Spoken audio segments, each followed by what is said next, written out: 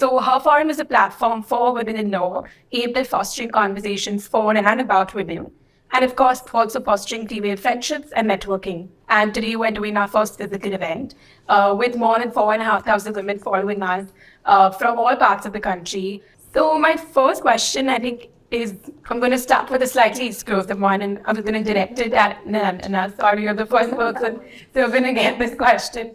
But the perception on the outside, especially with someone not even law firm, is that the number of women after senior levels in law firm is rising incredibly, and I think you guys are a testament to it. But that is the perspective from the outside. I wanted to ask you, do you think that the reality from the inside is just the same? Is it as easy as it is for our male counterparts to rise to that rank? Sure. So I think I'd say that the number of women joining the profession is definitely increasing exponentially. So in fact, in some years, we could have more female associates join us than males. So and this was something that happens by design.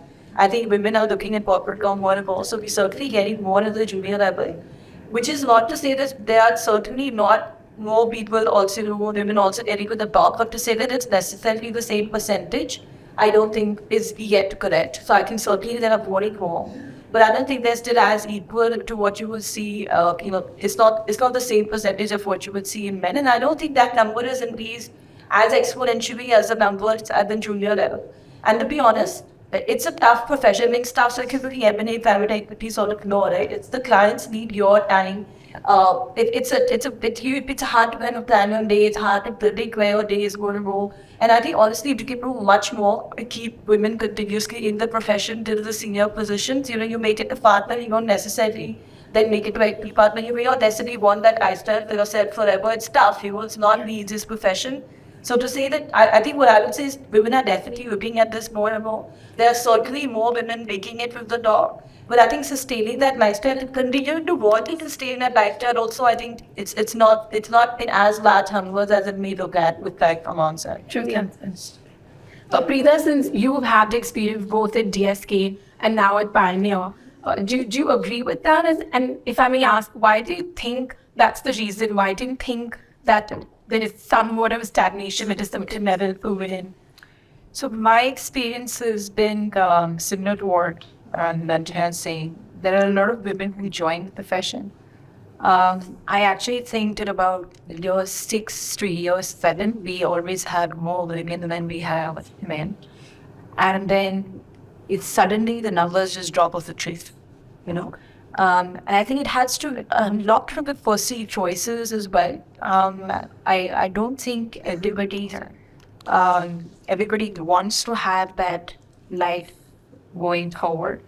And some of us are just, I think, more passionate about the work we do than anything else. I think to succeed in the profession that is extremely important. Right? As you move further along in life and you have more responsibility, but I think in women we definitely have one at our male counterparts. It can make you without extremely brutal to deal with everything that we were dealing with. And I think there's a certain number of years where you really have to push yourself hard to get to.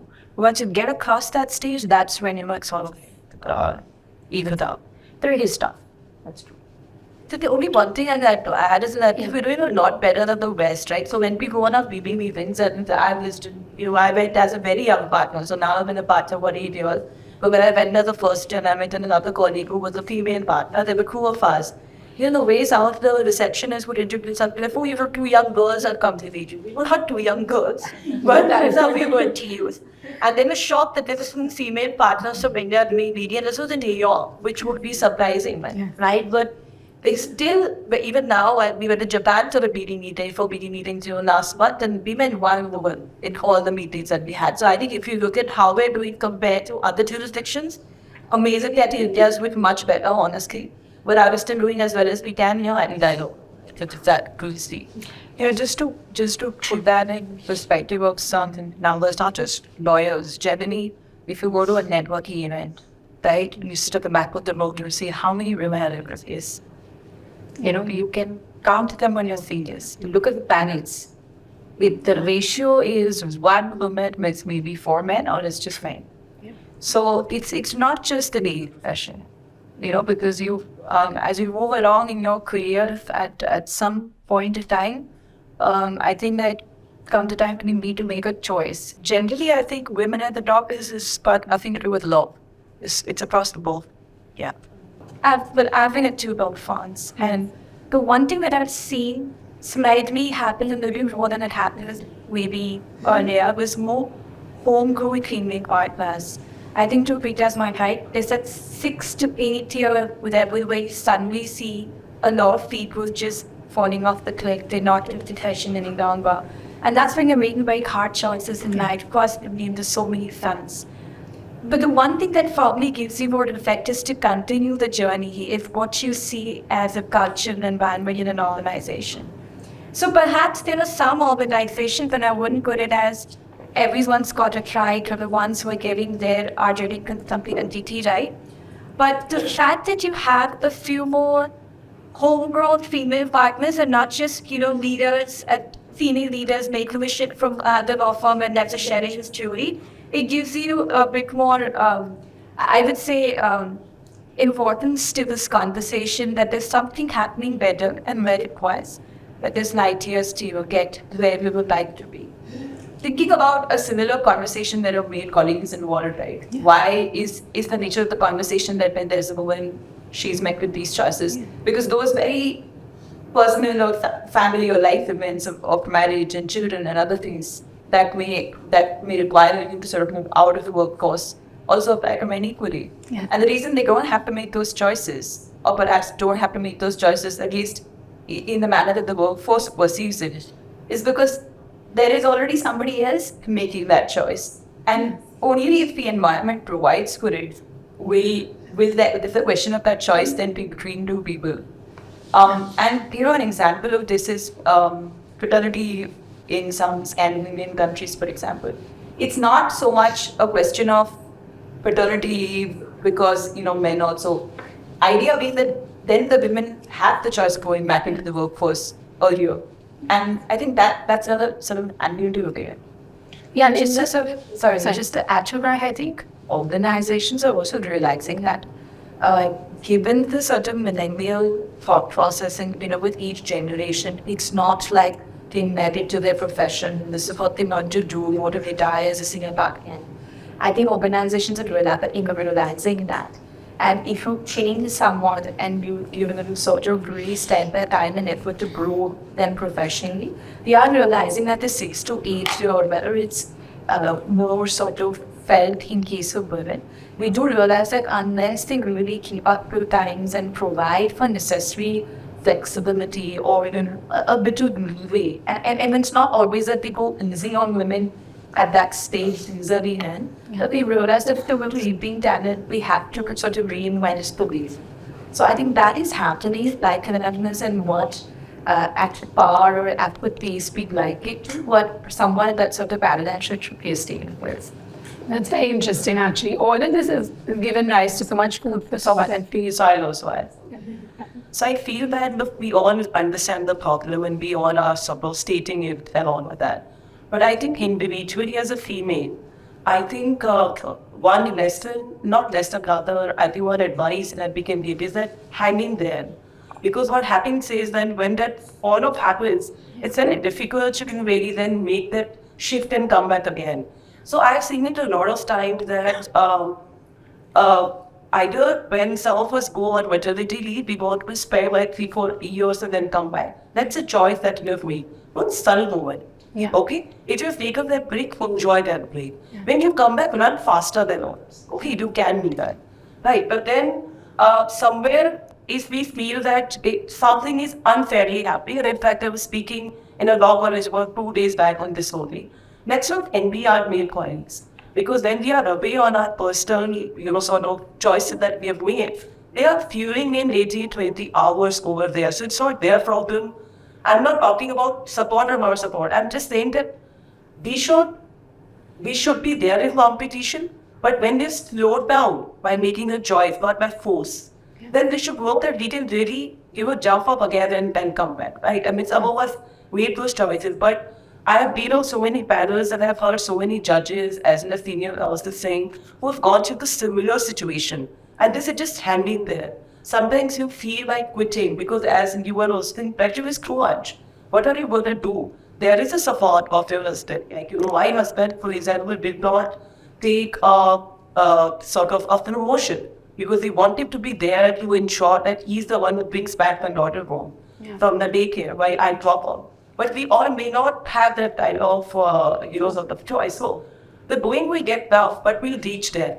I think how much compassion we have and strength we have, it's not equal, in any way. But I think we are making some right choices. And I think if the female who are at a senior level can also share that their life has not been, very, it was in fact the bed of roses with the thorns over there. And I think everybody will understand that it doesn't come easy. So there is something extra that has been put over there because of which, people are where they are. I need just one last thing. Say that you want maybe have a conversation. I think what happens is when often by the time that associate comes to you or whatever, they've kind of made up their mind. Yeah. That this is I don't think I can do it and I won't make that change. But I think if you go in and like just said, so many of our partners, either for example, our home partner, and then now 17 years, right? So I think if I message told Zia, whoever, that I want to have a child, and you give me a little bit of time off, I can't imagine a world where shoots in go, right? But then something give up maybe something you won't was that you really wanted to do, you may not do something, but you may not fall totally what you really like doing also, right? Because I think so much of who we are is also linked to what we do, right? At least for me, that is a lot of what I am. Someone asking what I did and I wasn't doing this would be very tough for me. Yeah. So I think you have to maybe take a bit of a backseat on certain things, but at the end, the people had which was an upfront conversation, and then if it doesn't work, and you need to do as well, you should give it a best shot. I don't know if that is something that people can do better, and organizations definitely can do better. I think just for example, having a crash in an office, almost none of our firms do. I think Delhi, SAM does it really well. I had a colleague who was there, she used to take her 6-month-old baby to the crash over there. It was a professionally run crash. It was not a place where you could just go with your nanny and have the kid there, because that's not where you want your child to be, right? So I think we could do some of these smaller things that can make the huge difference. I think what she said to me reminds me of a quote that Justice Ginsburg, I think in a lecture that she'd given, said that men or women, neither can have it all at once, but you can have it all at different points in your life. So I think that's all very similar to what you were saying, that, the stage as you move in a firm, for most people, who had for a junior level and going to the mid and senior, I think each stage involves a very different sort of challenge. So what I wanted to ask you, and then eventually, obviously, when you get to the partnership, the pressures are very different because you then have to deal with something more than just performing well at your job and to bring that business in. So I want to ask you guys, what are your thoughts on that? How do you deal with that? And how do you deal with that new pressure that comes your way as you make partner? Seven. Yeah. I think the couple that said that, right, the one consistent thing through this is the pressure. Yeah. It's there and it never goes. It never goes. I feel like it just increases or it changes shape and form, but it exists. So there is this underlying requirement to get used to the fact that there are going to be days where you feel like everything's unraveling, you will not manage or handle this, and you should just have the faith that you will get through a really, really bad day as well. Because there will be several days when you come out of, say, a hearing or some other work that you did, where you feel very successful and satisfied with what you did. And then there are the other days where, some email comes and you're not very happy with the tone and tenor of what someone's written or the opposite side written or what you managed to get through within a day. And I think what the one thing I learned over the years is to sort of forgive myself and also accept that every day will not feel perfect and mistakes okay. And the other thing I'd also say is to respond to your question about progression curves within the law firm universe. Increasingly, as I moved to more senior positions, I started to realize it's important to set boundaries. It's important to ask questions openly. And if you felt like there are some things that could be done better, could be done differently, or some things that are prepared, it's okay for you to question those things. I think this is something inherently as women also that we do less, that we're more hesitant to perhaps ask questions to authority or, say no more frequently. And and I think I learned over the years to be able to do that. The amount of benefit that mentorship from other people had come to me, how important it was to pass that on with the junior folks as well. Because a large part of partnership, along with obviously being in the business and doing the work, is people management. And ultimately, in a law firm or in any work environment for that matter, your ability to perform well also depends on the people that you're with, the comfort that you feel with them, and the faith that they have in your abilities, and the fact that they're invested in you as a person. Being a mother is a very personal choice. And once you build out that path, don't peg yourself to someone else who has a different track altogether. And I think that counts with maturity. Yeah. Of course, when you graduate out of law school, you have it all at night saying, this is where I'm going to get my first job, my master's, by your stepping over to the partner. I think prepared for that plan to fail and learn from failures. So, don't sit and, react in numbers and look at, how someone has gotten to a particular destination in a number of years. Second is, of course, what Shalaka also said was, there is a reason why we call it the mom tribe. So I think, and that's a very sort of strong, I would say, a negative of sorts, because there will be days where you feel you were cheated all, and then when you come home and things are not going as planned, you have a child with no seat, that's able to feel really, really frustrated. When get certain, coping mechanisms, it could be anything, whatever sort of gets you through a day. But understand that it's not always going to be a perfect day, and perfect, or being a perfectionist, somehow I have now realized is overrated. Also, I feel like in terms of just in on your form, once you meet partner, and this is not necessarily anything related to motherhood, but you feel that it's a destination. Oh, I've made partner, and I have this designation, it's going to be fabulous. But not always. So there is a different set of depressions that I was in partner when I was on my maternity leave, and I said, oh, fantastic. Went back to office post my maternity leave, and I almost took 6 to 8 months to just get back that confidence. So I would say, don't be harsh on yourself, that mom guilt or having those tough days. It's always going to be there. Being a mother or not being a mother, that's being a partner or not a partner. But I think just find ways to sort of cope with it. And again, having good time, because that's very interesting actually. Pritha, I'm going to ask you, any advice that you would sort of have for women? We've been speaking about advice that we could give women, heights and advice at all of time. But any advice you would have for women who are sort of in that journey and sort of junior levels in a fall, what are the sort of skill sets that you think, sort of things that need to be done for them to go down that route of partnership? I don't really think that women need to have a set of skill sets different from their anyone. During the junior years, it's more about just absorbing and learning, doing a lot of reading, being extremely curious about everything you read, because they're simply being filled.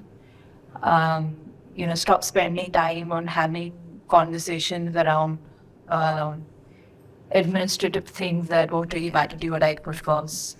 I think that's one of the things that I really did not do because it just did not interest me. There will always be people telling you that what you're doing or where you are is not good enough for who you are. And while it's okay if we listen to all of that, ultimately you will be able to pick up from mind objectively. Get all your facts before you and listen to 10 of your other peers. Because trust me, everybody feels that they're at the worst place in life until they listen in.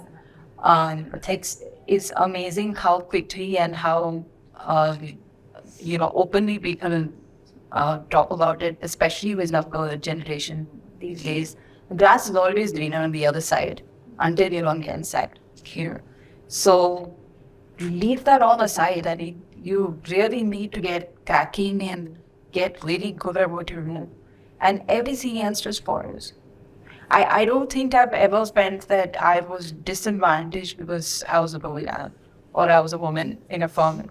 I never had to go and have conversations with my senior about, oh, but why do I not get paid X, or why did someone get promoted over the? There was always constructive criticism. I always got it. I always learned from it, put it into practice. And I don't think I've ever regretted that. So it was never about, I never inherently believed that what the firm wanted for me was for me not to provide them. I always thought I was getting advice that I may not have agreed with, but in hindsight, I always went back and thought, maybe this person is saying something for a reason. So I will always introspect and try and change that. And I think that's benefited me significantly. And one of the examples that I would give you is that I would just go and tell my mentor and my managing partner, I can't do this. It's not me. It doesn't come to me naturally. And he would say, okay, fine, when it doesn't come to you naturally, it will come to you naturally. Maybe someday it comes to you naturally, we'll see. And then he had his ways to say, I can't go for this meeting, please go and do it, or, I can't make this client. He knew somewhere that, if you push her in the right way, in the right direction, it will work out. So I will do that. Obviously, he had a different goal in mind. And now I love doing it so much that I don't want to do anything else, right? So he saw that before I did. But at least I was open-minded enough to say, okay, maybe I can. I'm not naturally born with the skill set of business development. Some people are. I mean, I've had principal associates who can sell sand in the desert, because they're just born with it. But and we must push those people without being insecure. If I knew that this principal associate can sell this job better than I can as a partner, I would take him with me. Let him do the job that I can't do. Yeah. That's what the team is for. And then I learned from everybody else around me. And then it was a skill I developed over a period of time that I was not actually born with. So listen to the advice that you're getting from the people. Nobody is saying they put you down. It's not negative. You have to look at it positively and think, okay, this is the advice I'm giving. How do I put it into practice and goes in there? At the end of the day, everybody wants what's best for you. I think you start with that thought process rather than thinking, this person is just saying this screw for me. That's just not the case. And 100% agree with that, really, but 100% agree. I faced a very similar struggle where you're unfamiliar with the process and then you get fed up with it over time. But what she was saying actually was to the question was directed to both of you as a the younger partners, even when I was slightly younger in this entire scheme of things. I always heard the same feedback from peers, right? When you are at a leadership position, while you're looking at just the setup, then you're at the same time looking at people management. And it's a very different thing. You're not just being mentored to one of the people, it's the team that you're running. And then you good at something that you're not good at the other day. But you're expected to navigate this whole thing. I think as a young partner, you're thrown to the deep sea to say, now figure it out. But the ones who are privileged have those mentors to see you through, and passing on that mentor to the next level as we go. It is what's good in him. So you probably had a really good mentor who took you there, taught you, stopped you dreams, right? I guess you build a working relationship over a period of time and you understand personalities. And I think that's one thing that I hopefully have picked up from. He knows how to navigate which person to make sure that they're going in the direction like they need to go. And that is a people skill which I think every leader needs to evolve. Whether you're born with it or not, I think it's the single most important thing I see. You need to keep your team together, run your practice together, and clients come and go, but the people who you really want the patients stay. Yeah. And bringing the best out of each one. Absolutely. Okay, like that. So Jyoti, actually I was coming to you because you are having to now do literally all of this into 100 because you're sort of doing it yourself. So how did you approach this one, and what motivated you to take that step to start out aging. So I'll take a step back, right? I think what Pritha just said as to what are some things that we can give advice to juniors or if they want to really uh, listen to us. First, I think the first and foremost thing is introspect. A lot of time what happens is like she very elaborately explained that when a feedback is given to you, how do you perceive it? Do you perceive it as senior doesn't know me, he doesn't know this, or you will filter all the anger and all that away and just look to the board. Where is it going to help you? Because a lot of time when we had seen juniors, coming with issues,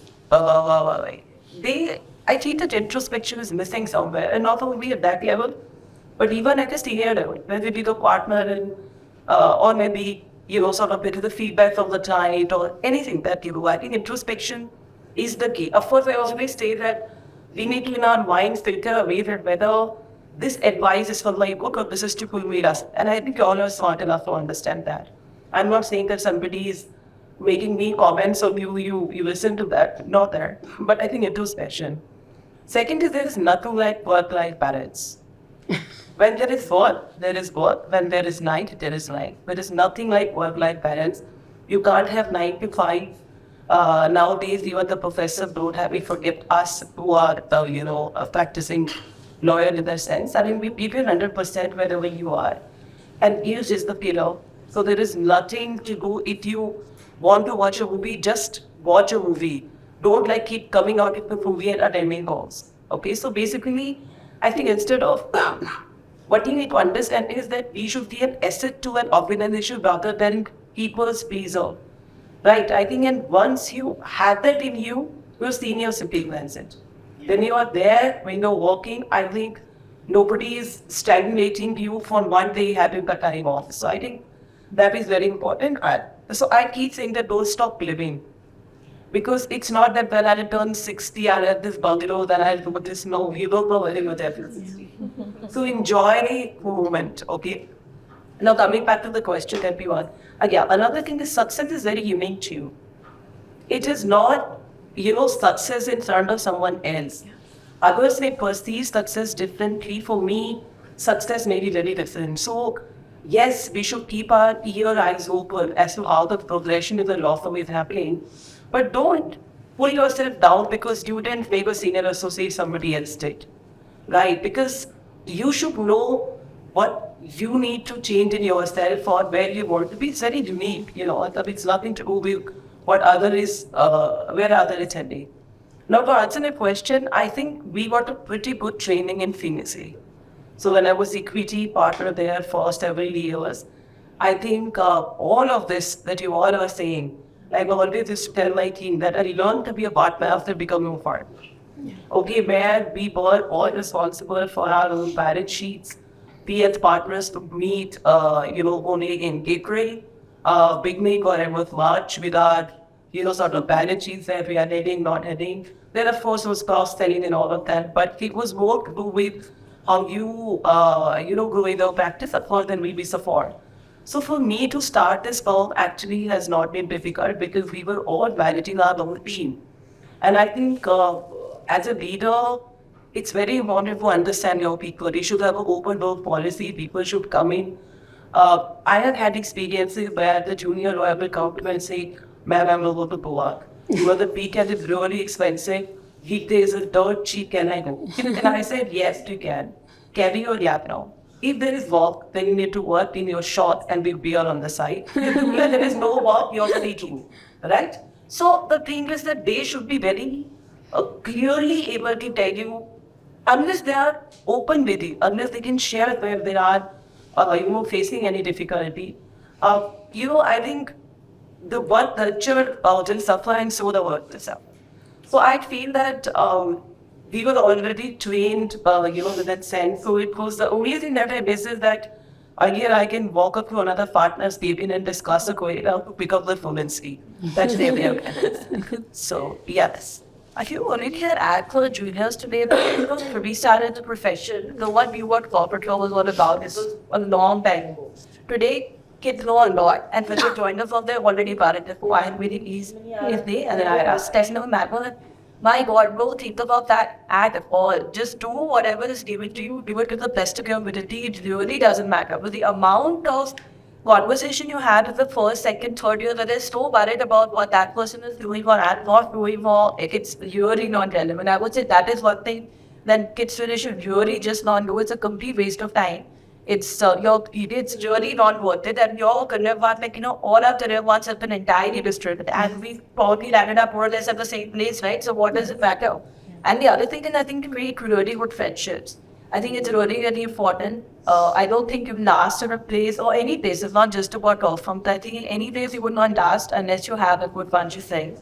And unfortunately, you spend most of your day at work, right? Yeah. So unless you have a really good support system at work, someone who you can talk to without thinking about what you're talking about, I think those two things I think are really important. I don't think I would have lasted there if I didn't have a really good whole bunch of sense.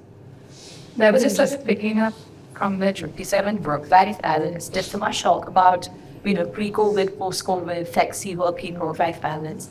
I think at some point, one needs to understand that it's not such a scientific thing to compartmentalize, okay, like she said, professional and personal. There's bound to be instances where something merges. So, for instance, I recall last week there was this thing on goodness. On a legal topic, and I was really keen, and I planned that my entire week so that Friday evening and weekend, and networking is important and does the young fat house, so on and so forth. But my budget was animal, so all of that to happen. So I think there will be phases where sometimes you gotta stay back at home, we take care of all the stuff, and sometimes both takes priority. So I don't think we should be rigid. There's no straitjacket sort of formula. So you explore what comes your way, but ensure when you're doing that particular thing, do for me. Of course, now you can work hard, work smart. I think by ultimately in your formative years, you put in the hours, you sort of create that work ethic where everyone doesn't have to be juniors or seniors, but everyone's comfortable that, okay, well, this person is stating that there is a home, nice agency we have to take care of. They be good with that. So I think putting a few hours is important, and there are shortcuts really. There's a sort of culture that we live in where long hours do sort of devote more work in that sense. Something that I would say in the West is changing. I would say in some parts of the West it's changed a lot.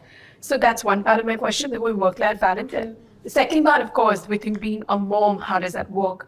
So I want to ask you about work-life balance in the context of motherhood. Ranjana, they were me.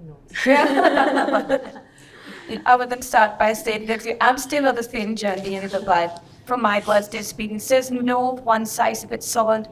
Estimation, there's a formula to it. But what I had realized, and I used to, always look and admire these women in my early days, or I would say days and months of motherhood, and before I was mother, they are so well put together for every day.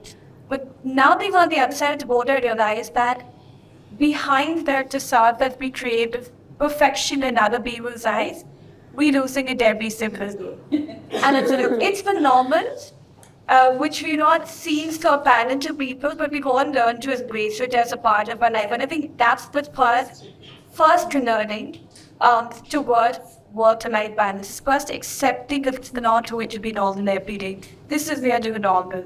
Like Aditi said, you plan your entire day around, and all of us speaking at this table are really ambitious, passionate lawyers, right? I'm not even using the word woman here, but we're just passionate lawyers. So, irrespective of what's there on a person front, we all plan ourselves a certain way to the professional thing. Man proposes, God disposes, and mother sleeps, baby disposes. And that happens very often in our lives, right? I have begun to accept and hang in there, right? This is very, very important. It's something that really helped me wish to get. I was one of those associates who used to also feel that the right of passengers also spending those 12, 14 hours because I have the fear of missing out things. Yeah. But as I went along, I realized that the most important thing for me was really do for health is your wealth. If you have your health, everything around you falls into place. And two is that I need to define my own boundaries. I think the moment I started to do that myself, I signed up with that media from my people to they're all adults that you're working with. They might be 15 years or 20 years individual, but no adults, right? At the end of the day, everyone deserves the same level of asking you for that work-life balance at different degrees. Like the Aditi said, that you're formative peers, you put extra hours. Today, the partnership then led was something like 15 minutes, that took 15 hours before. And those formative peers held. But today, the right to say that I want to go on a weekday and being able to allow it, it comes from the place that you yourself believe in it. And you're just trying to do it with your practice and practicing and you're preaching at it together. So that is 2 or 3 things that have been put together, just help me realize that as I'm going to be a working mother, expect myself to deliver the same degree and not constantly say, hey, I'm a woman partner, so I must discount this in my head of one of the factors to it. Believe me, I mean, as an affiliation with rule book that may be, but there are a lot of allies, men allies in our organization who are equally inborn parents. They probably went through the same journey as us, right? So I wouldn't differentiate or motherhood or fatherhood on that part of the journey. On non-built, what I really try to do is to always be stoic on certain things.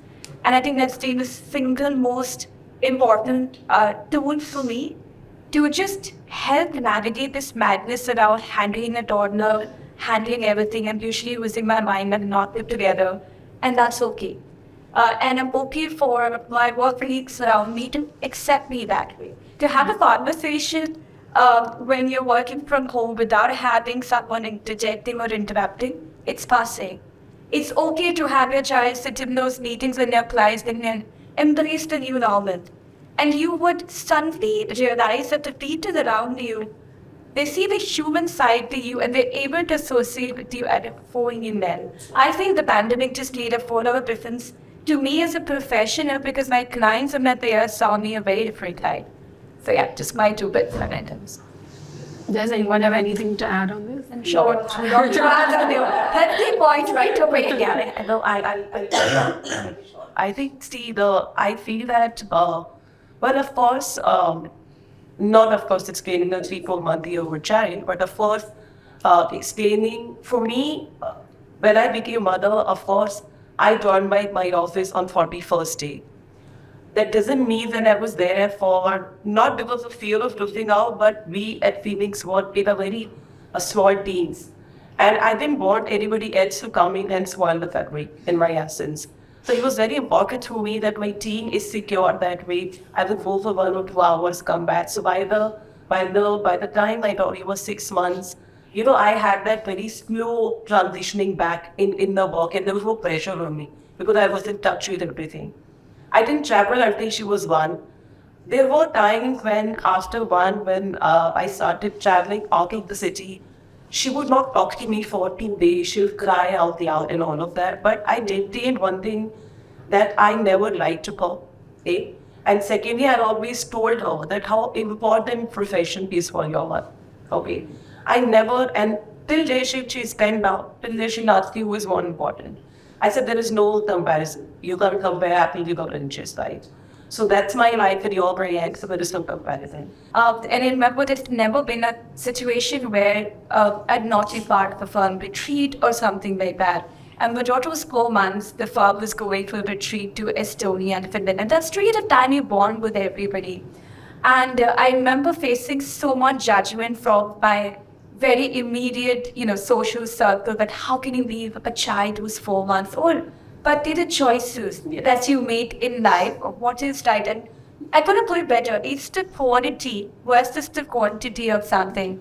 If being 5 days away from 4 month old gives me the peace of mind to come and be a more balanced mother, I'll take that any day.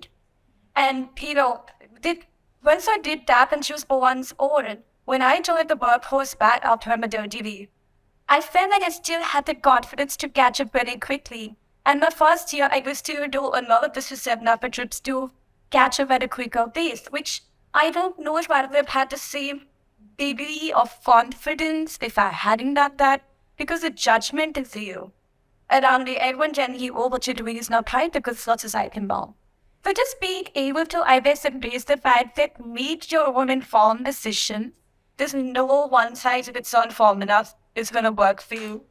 And just hopefully you're not going to be judging the other lady in it. I took was when she was everything is like only what she was thinking in, getting us through this. And being happy with the decision we want what I might be. I mean, be content. I think just mother, no matter, just human nature, we're never going to be completely content for it. Finding your own balance and peace is something we should just continue to strive for. Someday you'll get that. Without placing one. But basically, in my office, there is a quote at the engine. It says, go be busy, be productive. Okay, and that's when I believe it. If there is no work, don't stay in peace. We are not here to see your faces. If the work is done at 6, go. But if the state is 3 in the morning, don't quit. Yeah. Very simple. So I mean, that's what exactly I am. That's true for everyone, right? Instead of male, female, or just be more productive to achieve work-life balance. And what is work-life balance to me may not be to the others at the table. It's about you feeling happy about something at the end of it all. Yes. Absolutely. Now, I have a very simple philosophy when it comes to work-life balance. I think communication is key.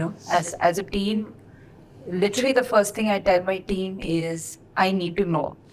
And that's about it, right? So these are everyday conversations. Somebody tell me that tomorrow movie is coming out. I can't get tickets therefore I want to go from 6 to 9. So I'm like, okay, but we need to get this done. So how are we going to do that? So that if you're not going to be there 6 to 9, you make sure it comes with before 6. So that between 6 and 9, I'm already done and you watch a movie. It's the very simple conversations that people don't want to have that creates issues. Nobody expects you to be sitting at home all the time, right? You're going out on the weekend, fine. Just tell me that you're going to wait for these hours so I can plan accordingly. And you will see that the team always manages to figure it out and everybody gets to do whatever they want to do on, and the job still gets done. So communication is key. And on your second question about being a mom, I think it's quite, honestly, to me, I think it's quite brutal. It's only been 2.5 years to me, so I can tell you that it's an ongoing experience. But what I've realized is, you be you. And you don't be sorry for who you are. Simple. Yeah. There's no right way, there's no wrong way. You do what suits your style. I mean, she may be judged for going to Finland. I called up my partner in month 2 of the maternity break and I said, listen, I can't do this anymore, I need work. I am not cut out to be at home and only to clap my child. I need to work. And he was like, are you sure? I said, yeah, I'm absolutely sure. I can't, this is like change to a different level. I can't go through this mentally. It'll break me, so I need work. So we will learn how to have a thought like that's right. So that's what you need to say. It could be something different for me, something different for her, but I saw it. But that, the 6 months of maternity, I think the initial period was a real task not about why am I just taking care of my child. But there's a part of you know for so long, and they're not to meet that. You can't let it go. You can't change. You can't say too as a person. And you definitely can't live overnight. And you are, yes, as a child, but you're also learning how to be a mom. Nobody taught you, right? So it's an experience that everybody goes through, and I don't see it would be right for me to judge what she's working, anybody else is going. We all have all of these. The best thing that you can do is, when I walk into the office and I look at a team member, intuitively, gently, I just know something is wrong. I will go and ask that person, what's wrong? Can I then? What's the issue? We will help you out with it. You need to take a day off, go home. It can be simple things, that are just bothering people. You don't look out for each other. You lost the plot, Will. You really had. And I think it is happening in phones, like, apart from you guys, do you see it happening with other partners on your teams as well? It's definitely happening more, though. And the thing that I want to add to it, that thing was of, thinking about the team and providing for it as a form. Some of the conversations around this are actually more difficult, right? So if it's a question like a movie or, great to Goa, things like that, those are easier to manage. But if someone comes to you saying, it's some sort of mental health thing, and they need a sustained amount of time off, or you feel like there's just so much pressure for you to break down. Those are about conversations to have, and those are things that you're also learning to navigate as a partner or as a young partner. And our home is also sort of providing for that. Only perhaps over the last few years, these conversations have become mainstream. I want to say over the past 5-7 years. So I think those are more systemic issues or problems that are required to be provided for by the organization. Perhaps even in the form of institutionalized policies. Everything can't be quoted to policy, obviously, because there's no one size fits all, as you say. But I think it's very important that for the larger sort of, everyday issues that lawyers go through, making health or, things like substance abuse or whatever else, that is fairly commonplace. There have to be more open conversations around this. And again, this is not about women or men, just generally. And it's okay to add to Ranjana's part about the overlook policy, right? That it's okay for you to come in and talk to me about something like that, to the extent that you're comfortable with sharing that information. And not just me, but the organization will understand it and provide a secure environment for you to be able to come back and perform at your best. Yes. So, that's... I think stations around sabbatical with the celebrities, especially with this work from home becoming more commonplace. I know that you and I came from an organization where it was institutionalized for many years, and this is the new thing that law firms have embraced.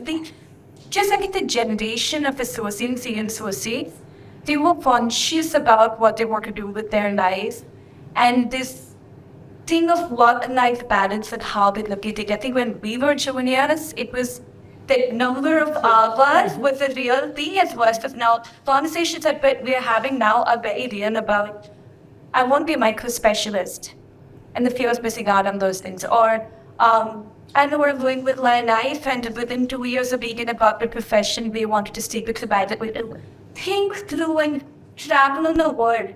But that is the generation we are living with. And you might in your head think, maybe want that, or maybe not accept it and believe, why are we having these conversations? But that's the generation that we need to deal with. Be conscious that those are the preferences and choice of it. As it get older, the system I feel it becomes a little more difficult to associate with a lot of these new age things. But the latest and problems are exactly what you're talking about. They're on every month basis and having these conversations with different people in the organization. And you need to keep yourself, nimble. Right, as a leader as well. And so I don't see people motivated Absolutely. now versus we thought pretty exciting that or quite a bit peak-up approach of I have to do this, I have to stick around 16 hours and this, but now it's not like that. It's a question. And that's the challenge actually, because like you say, haven't we questioned in interviews by NCOs about what is your role, a lot of things, and what in about personal also work-life balance, and it's a reverse interview in that sense. 100% people today are to be quite honest, I find like something that you're getting into this profession, it's a tough profession. Yeah. And I'm not making it tough because you want to make it tough. The profession is tough. So then you better be ready to take this on, otherwise why are you in this profession? And there should be nothing wrong with working hard. And I'm not saying it's because we did it so you must start here. It's not that. It's because we learned a lot to start out here, right? Yeah. And it's not something that becomes easier with time. They're just in stress. And it's not like honestly you reach partnership and then you're like, chilling there and we have something that's fun. That will be awesome. That doesn't happen.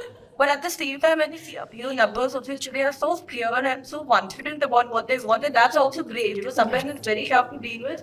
But as a senior, but at least as a junior, you are confident, you want to say what you want. That's better than not talking about it, suffering, and then being like, 3 years up and then I don't want to do on me. So rather than dance you through the profession, maybe something else, it's better that you're clear about what you want and get what you want. Because at the end of the day, like everyone is having to deal with the fact that people, they are not wanting to work or have the same lives that you have got. Did the same challenge, you have had the same art, you work. People don't want to do it.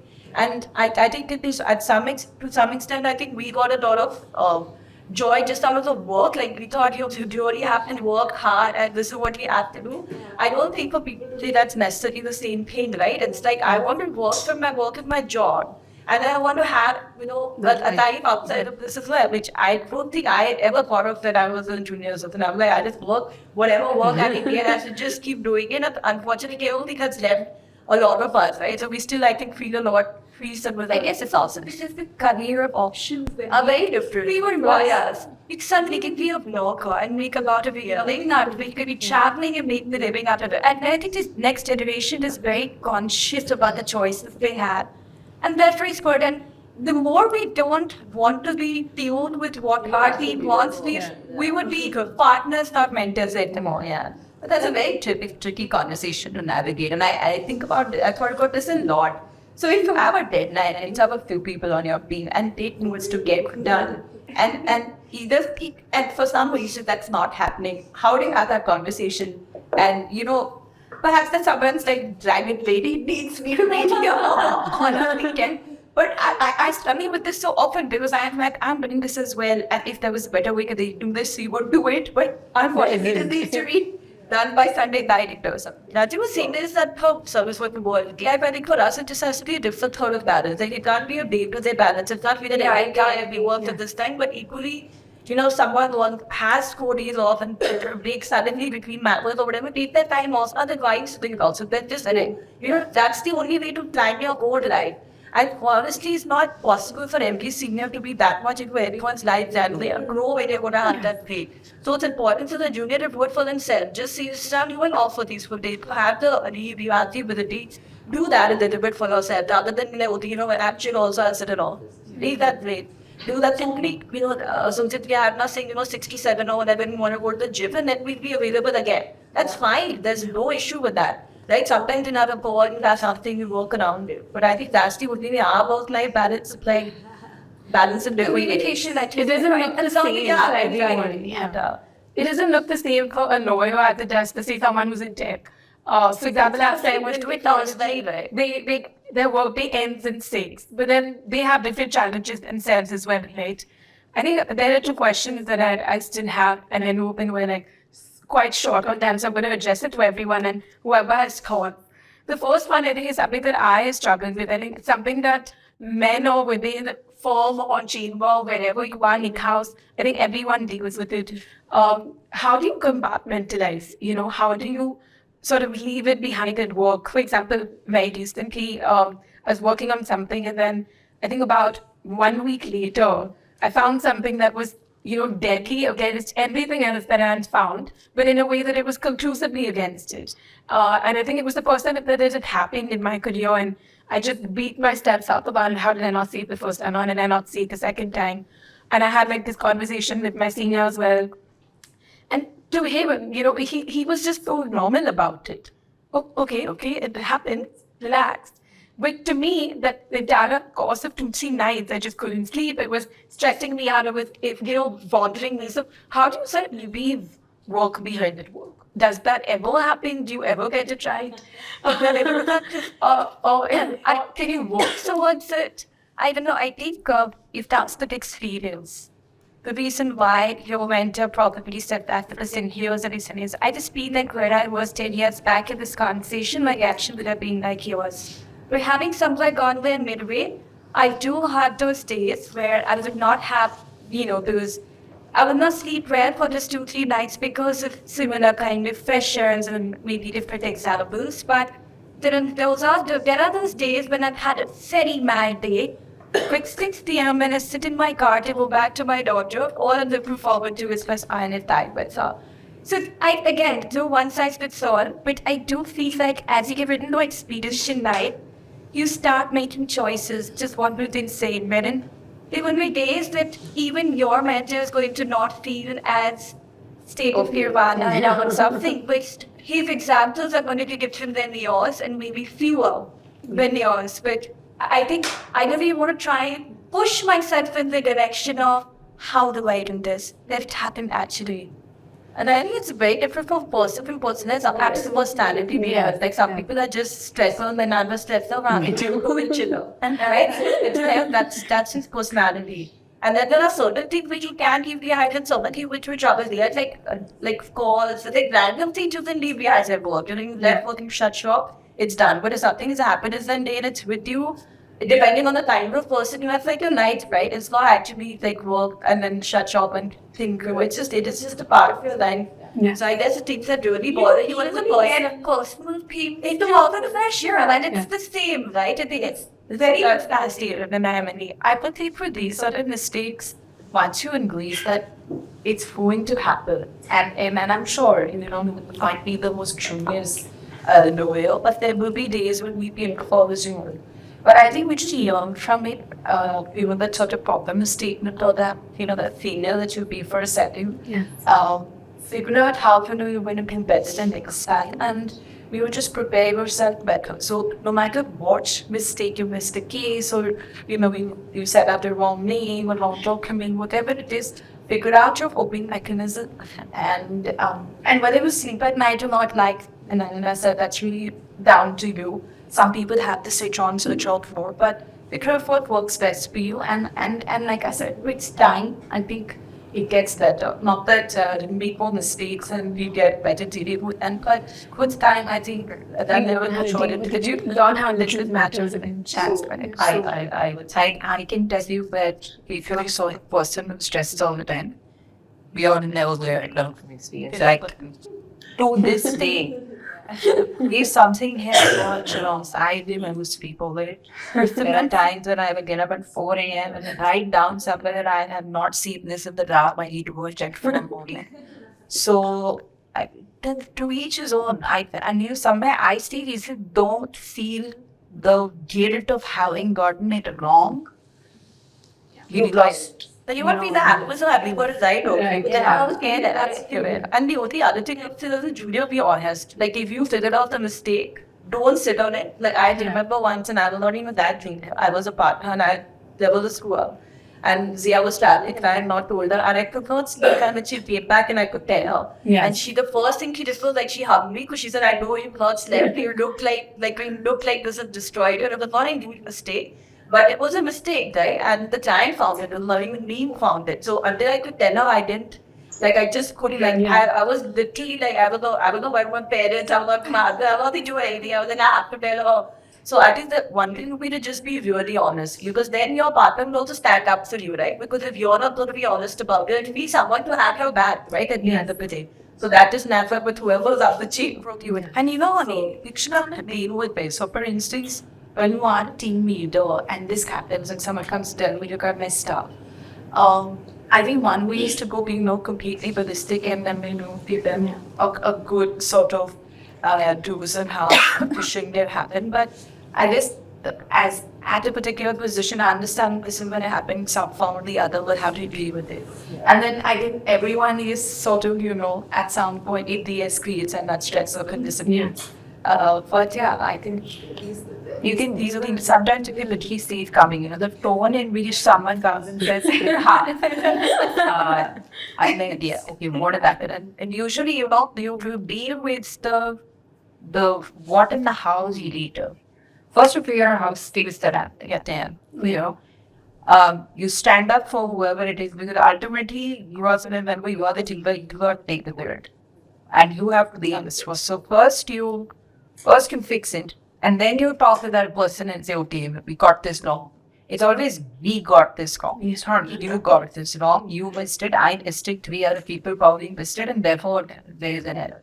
And then you figure out, what do we do that not make this happen again? But it was all the time. It's like, it's your daily terror that I'm good at. I guess that is why my senior was so calm. Watching that was all work time. I need to fear and a bit of my staff. Yeah. He has not changed. It's remained like this through the course of the years. It's just that you only can notice that it eventually goes away and it gets fixed and things work out. But at the time when you're feeling that fear, I don't think you can rationally tell yourself that it's going to go. It's like the first food court competition in our head. That is it. Or he was slightly philosophical angle of the question. So the question was that when you made mistake, you couldn't say, right? So for me, spirituality, right? I mean, I fall into the, I chart, I introspect. So I, in that sense, say everything is okay. But if you're awake to correct your mistake and you're waking up in the night and making more, it's great. But if you're beating yourself up and not sleeping, Then I think I learned recently, flip the thought. Because beating yourself up is not going to help you, right? Change it. Write down what you will not do in future. Okay? Where you missed out and take corrective steps. Then you'll be able to see speed one. Secondly, I very recently learned about 3 years back. Mind is a machine. Wherever you're going to put it, it is only going that direction. That's I flip the. So basically, that's the only way to get out of that. Because in your case, it's not that your senior was mad, your client was that. It's your own doing. Yeah. So if you want to write down that, this is what is the mistake and this is what I'm not going to want, it was not even a mistake. It was your further work which helped you understand that this is what you didn't consider. Yes. Right? So I think if you're waking up in the night 10 times to make us know, keep going doing that. But if you're waking up because, oh my God, how can I do it? You can do it. Even God is not common to all. You're going to make mistakes. And I always say that there is no mistake. Whenever we go wrong, it's a learning. And the day we know this, that I've learned it and I'm not going to repeat it, that's it. Then there will be some other mistake, which you've been remembering. Yeah, that's when I went. So the last question, I know we're running short of time, so the last question here is something that I think some of us have encountered already, I'm sure most of us have, we continue to and have to deal with it, which is casual sexism. Happens a lot, I would say, and I think the casual sort of innocent one happens a lot more than the blatant straight out sexism, because we all work in homes and chambers and in a world where hopefully things are changing a lot more, and that actual sexism, as Pritha said, that even with Paige, she doesn't question all that because you believe in the good, but that casual stuff happens quite a bit. Like very recently, we were just sort of evaluating where we all are at this point of time. It was just over a coffee break that we had all gone for, and a boy announced that he was, getting engaged. And then he was sort of looking at everyone and saying, but yeah, she already achieved her milestone the year she got married, and that was pointing at me. To which I just looked at him and said, why had you assumed that was my milestone for the year, which was getting married? So I think questions like this or comments like this come quite often. How to deal with them? Because one, of course, many times they're actually innocent, but at the same time, you don't want to correct it so it doesn't happen to someone else going forward. Sometimes it's a little awkward because the calling is a friend, but sometimes it just can make things more awkward and make, then come back to you and say, oh my God, she was crazy. And as we all have probably, I don't want to call it with crazy feminist or something of that sort. So how do you guys deal with it? To be honest, I don't really feel that much within our organizations, because at least, most of us come from the same background, we studied with the same boys at college, we want in the same law firms. I don't know if I've ever faced that in a law firm situation, but there you just call it out. I think like you would in a college situation, right? If you were sitting in a canteen and someone and commented you, I think you would call it out the same way. I think what I find tougher as a partner and as a child of business development, etc., what I find tougher for women to do is be able to bond with guys who are clients in the same way that a guy can. Yeah. And I see they kind of lose out your career progression because you're not able to do the backstabbing, or even if you are, the client is not that comfortable doing that with you. So I think that's the thing that I face, and I feel that I lose out of it because I'm also more of an introverted person. I'm not very extroverted. So I think that is where I feel a bit of sexism in the reverse way, in the sense that they feel like even I think more comfortable to the guy partner I'm talking about. It's not just the Indian promoter, it's even PE. If you look around, it's all men. There are not a lot of women there. There's you can literally pick out the women that are in the type of clients that we would work with, right? Yeah. I think that's what I see. There I feel there's a long way to go. I feel like then we really need to work and bridge that gap. I don't know if I've faced any sexism within an organization which you couldn't easily call out. I'm never. I think my experience of this is perception of competence or ability to do a certain job. For example, say you're dealing with a white collar matter, and suppose you're for the police station and do something, or in counsel practice, once we familiar with this, the idea that will a woman work in a matter like this? Yeah. Or, does she, but she's not forceful enough? Yes. Or in a negotiation where you feel like, okay, she can be browbeaten more easily. Yeah. Or at least a perception around this. And this somewhat relates to what you were saying about planned engagement as well, right? So it may not even come from a place of bias or any of it. It's just the ability for you to feel like, can you have that open relationship as well at the mind of, like a smoke break or whatever, which perhaps your male colleague may be able to do more easily. So, and this perception of competence can change and is changing over a period of time. But overwhelmingly, I think that there's still quite a bit of a gap between where women are perceived as leaders, more also at the bar in counsel practice than where the ideation people men in there. So I face this quite often because, when you are in estate planning, you tend to deal with people of the advanced age group and they are highly successful. They don't want to listen to a 30-something a year ago go out telling and compromise and really lead between their intimacy. I think few things help. Firstly, recognizing that that's always going to be there. And like Shalaka said, whether it's ill-intentioned or, that's just what's happening out there, exposure. What's helped is, when you be strategic about it. If you're not able to do anything where you possibly think people from that region are going to not really give you that kind of audience. So our managing partner or the senior partner is a company for that first meeting. Yeah. And then, of course, he sort of, steps you up, saying, oh, she's the expert on this. And you then, speaking that meeting and then you take that discussion over. It's not always easy. It's not always successful, but you have to have some sort of a strategy. And the most important part is to recognize it's always going to be there. Of course, it should change. It should not be there. But we're not in an ideal world. So that's point number one. And second is the sort of casual sexism where, I came back from maternity leave and of course it was COVID. So someone said, oh, you were chilling for 6 months. So, on that particular day, I didn't feel like getting my ass in that and saying, do you even have the faintest idea of what it is? But I just said, okay, let me.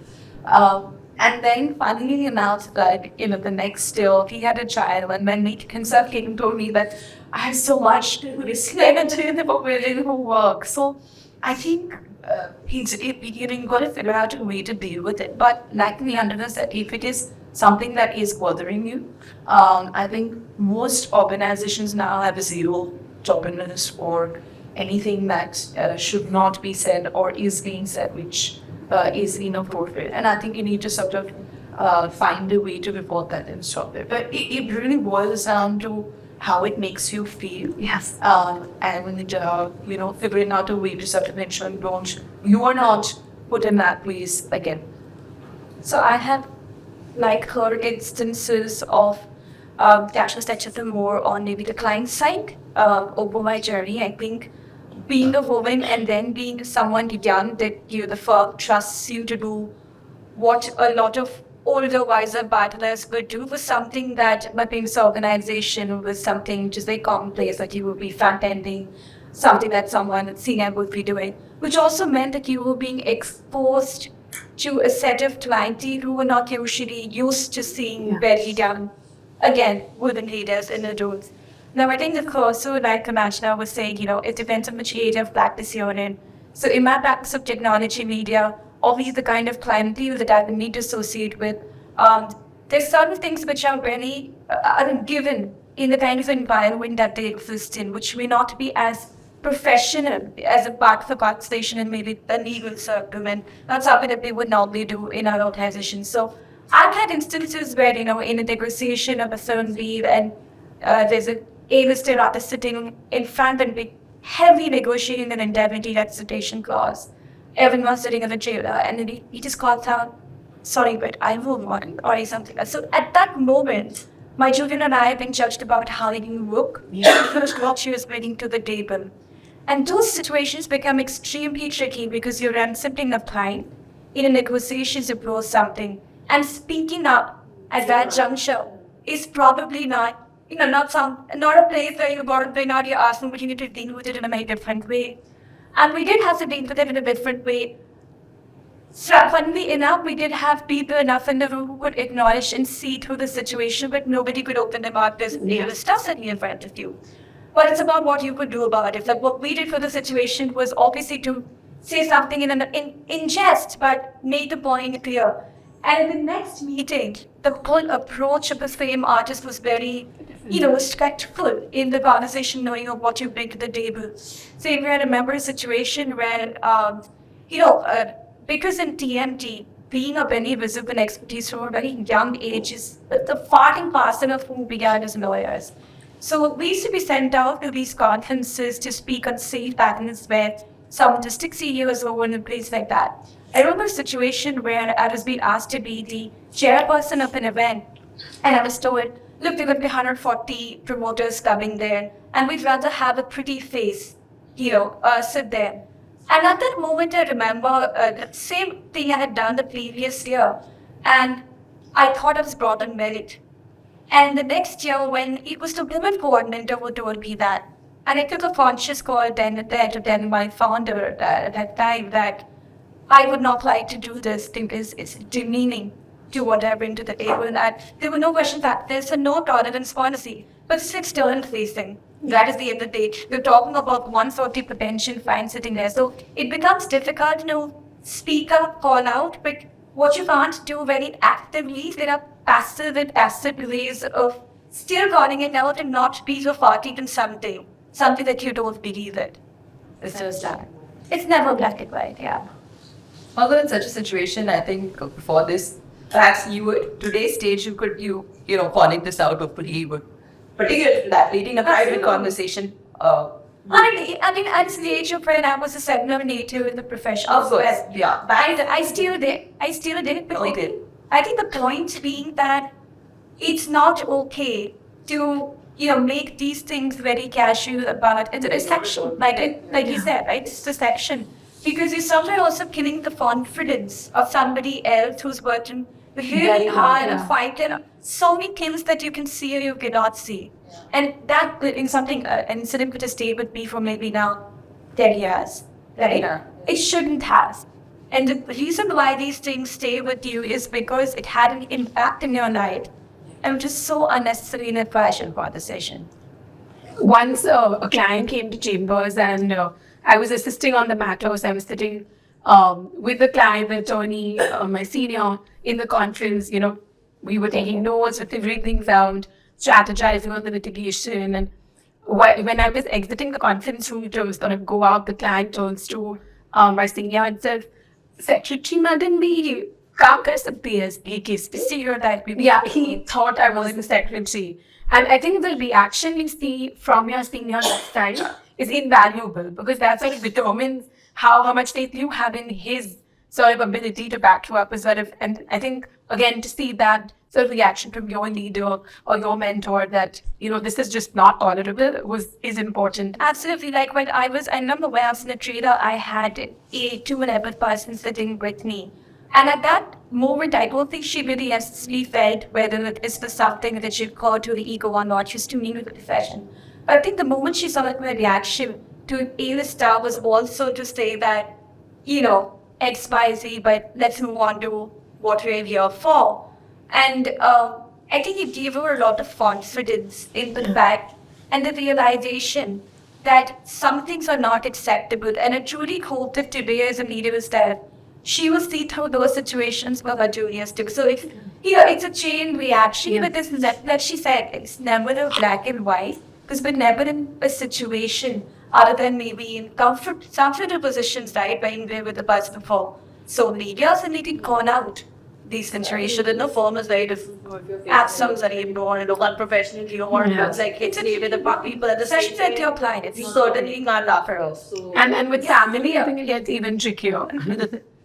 But with family, I find it in the day. So my husband had a firm, and so many people just assume that I'm not a good lawyer because I don't work with him. Yeah. I don't know how to say. I'm like, okay, you know what that is? They would not feel whatever works for you. I swear. Anyone has anything to add? One thing, just thank you, and this is really nice. I'm glad. Thank you so much to all of you all for joining and for giving insight and for being so candid. I think it's so important that these conversations go out to other people, because I think, for example, me just sitting here, I feel like I've soaked in so much, and I'm sure all three of them haven't. For this to go, outside and for everyone else to see it as well will be really important. So thank you. And thanks for being so candid. I think it's not always easy to have candid conversations, and especially from people from different forms and different sort of journeys. I think that's really helped. Thank you so much, everyone.